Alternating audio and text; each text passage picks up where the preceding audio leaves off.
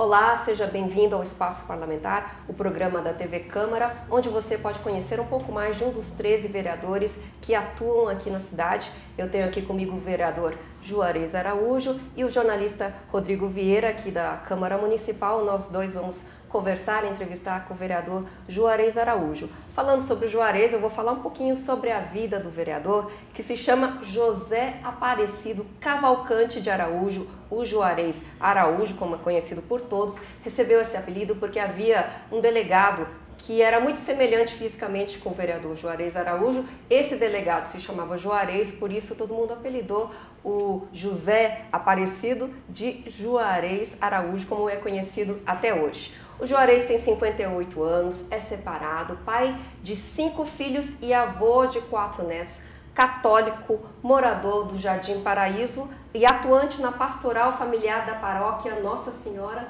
do Paraíso, e é natural de Palmeiras dos Índios, no estado do Alagoas. Veio para Jacareí em 1981, há quase 30 anos.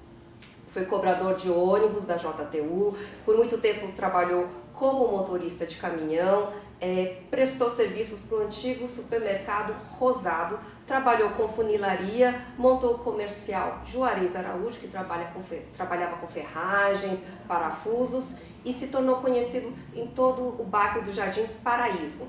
Pelo seu envolvimento na paróquia Nossa Senhora do Paraíso e com a Associação de Amigos de Bairro e outros movimentos sociais, o vereador pleiteou o cargo de vereador. Como ele foi muito bem votado, mas não conseguiu o cargo de vereador, ele foi chamado pelo ex-prefeito Hamilton Ribeiro Mota e trabalhou na Secretaria de Governo por 3 anos.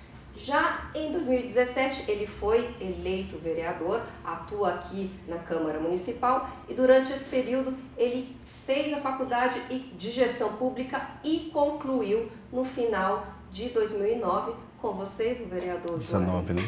2019, eu falei 2009. Isso. Desculpa, ele concluiu a faculdade de Gestão Pública no final de 2019. Parabéns, vereador. 3 anos de faculdade? 2 anos? 2 anos. 2 anos de faculdade. 2 anos. Deu para entender e aplicar os princípios da faculdade aqui no seu mandato como vereador? Sem dúvida. Boa tarde, Sibeli. Boa tarde, Rodrigo. O aprender, né, o estudar é sempre bom, porque mesmo depois de uma certa idade, daqui a pouco eu já estou na terceira idade, né, que estou com 58, vale a pena, viu? É um aprendizado que você descobre coisas maravilhosas, que é, sem dúvida nenhuma, uma ferramenta para você poder lidar com as demandas do dia a dia. Então, quero agradecer a todos que me apoiaram, claro, e a Deus, primeiramente, que me concedeu, graças a Deus, saúde e terminei, concluí. E penso em avançar e não parar por aí, né? Sempre adquirir mais conhecimento para poder lidar com as nossas missões aqui na Terra. Por falar em demandas do dia a dia, vereador, a gente podia começar falando sobre a concessão da Nova Dutra, que está para ir para encerrar, né, 2021. Já temos audiências públicas sendo realizadas aí pelos estados que cortam a rodovia, né, os municípios que são cortados pela rodovia federal.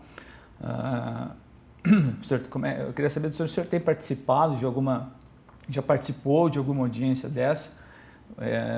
No município de São José dos Campos, né, o prefeito disse que tem uma reivindicação do município de São José é que se faça uma marginal, né, interligando Jacareí a Caçapava.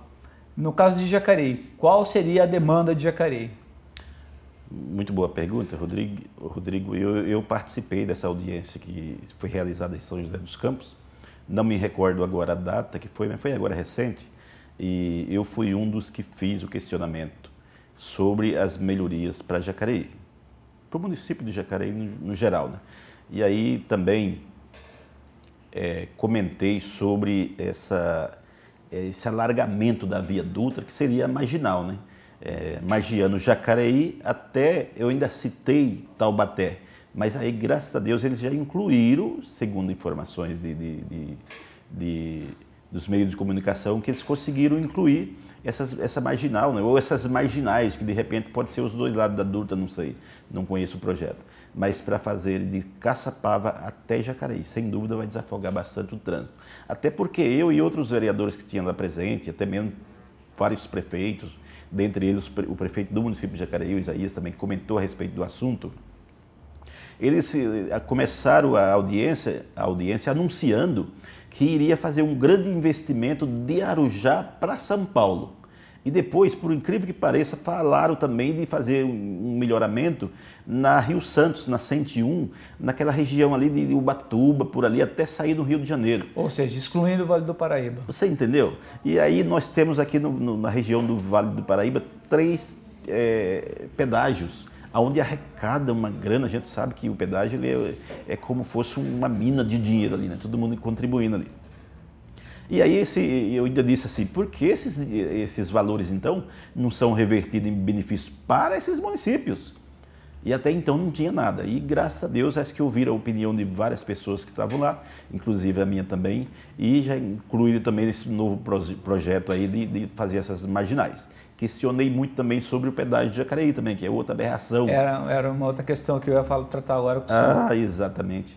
Aí eu peguei também e fiz, eu tenho até um vídeo, né, que eu gravei falando disso lá na audiência, de que a gente já vive há 20 anos já com essa aberração dessa cobrança de pedágio na entrada da cidade e cobrando também os moradores da cidade. Então eu questionei lá, pedindo assim que no mínimo isentasse, né, a placa dos municípios de Jacareí para que não pagasse esse pedágio. Então é uma coisa que está em discussão, mas não deram retorno ainda. Também não sei se você ia me perguntar também, mas já que está no mesmo assunto, com relação àquela passarela da faculdade Unip ali também, já no município de São José. Que é uma outra demanda aí especificamente de Jacareí. Exatamente, Aí também, na hora, falei sobre a passarela, outras pessoas que estavam lá também falaram, né, os prefeitos e vereadores também, e aí na hora ele já pegou e o diretor que estava lá na mesa já disse, olha, acabamos de incluir a passarela da Unip aqui também.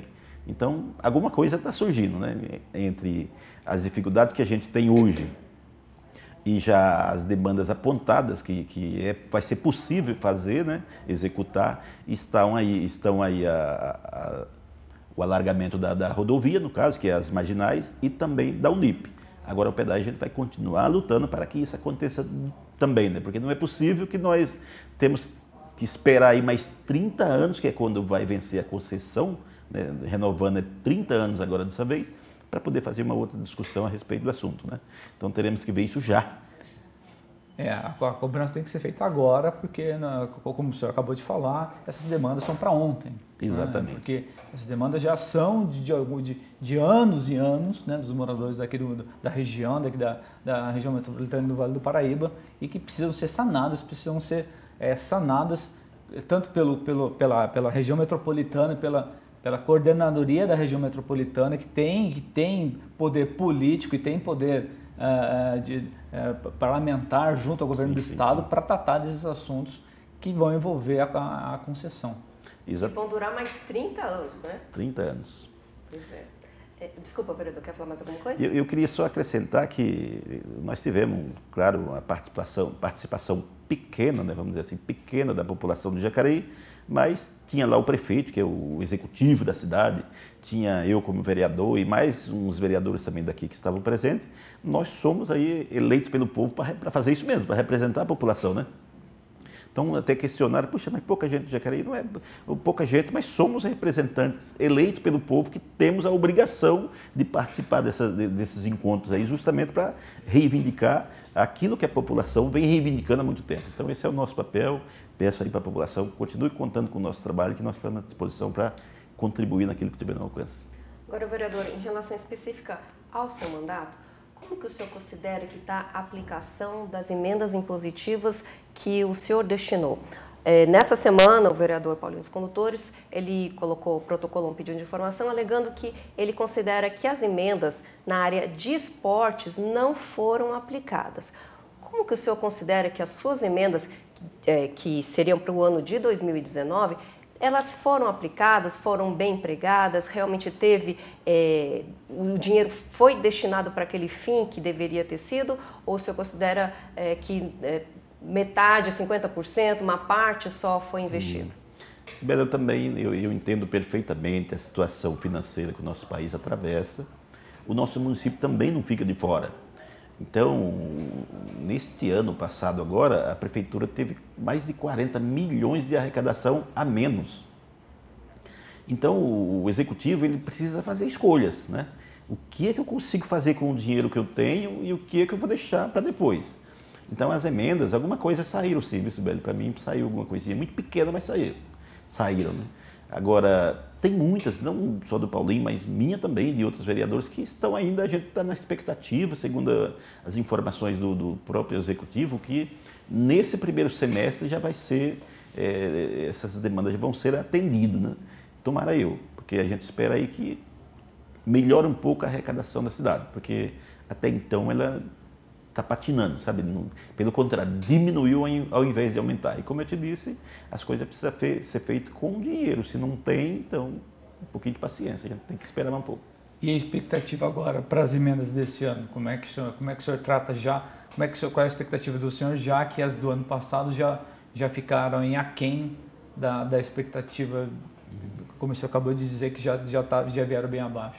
Então, a última conversa que a gente teve com o executivo é que saia ainda no primeiro semestre dos 2 anos, do ano passado e também desse ano agora. Essa foi uma conversa que a gente teve lá. E como eu disse, depende muito da arrecadação da cidade, né? Mas foi a esperança que a gente teve e foi uma conversa que tivemos que ele sinalizou essa situação, que no primeiro semestre consiga passar dos 2 anos, tanto 2019 quanto 2020. Mas isso para agora, 2020 ou para 2021? Para agora, para 2020, repassar essas emendas por setores que indicados, né?